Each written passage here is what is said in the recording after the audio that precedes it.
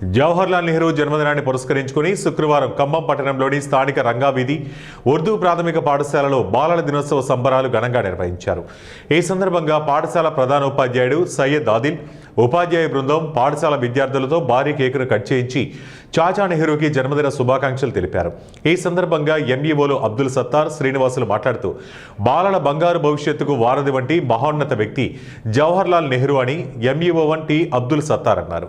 బాలల సంతోషం, హక్కులు, విద్యా సంక్షేమాలకు ప్రాముఖ్యతనిస్తూ జవహర్లాల్ నెహ్రూకి పిల్లలపై గల ప్రత్యేక అనుబంధానికి గుర్తుగా బాలల దినోత్సవాన్ని జరుపుకుంటామని, ఆయన బాలల కొరకు చేపట్టిన బృహత్తర కార్యక్రమాలు బాలల బంగారు భవితకు బాసటగా నిలిచాయంటూ నెహ్రూ జీవిత విశేషాలను విద్యార్థులకు వివరించారు. అనంతరం పాఠశాల విద్యార్థులకు స్వీట్లు పంపిణీ చేసి ఆటపాటలతో సందడి చేశారు. ప్రేమగా ఉండి చాచా నెహ్రూ గారు వచ్చేసి ఈ దేశానికి ప్రధానమంత్రిగా పనిచేశారు. ప్రధానమంత్రిగా పనిచేసి మంచి మంచి డెసిషన్ తీసుకొని, డెసిషన్స్ అంటే మంచి మంచి వచ్చేసి పాలసీస్ తీసుకొని ఈ దేశానికి అభివృద్ధి పథంలో పెట్టారు.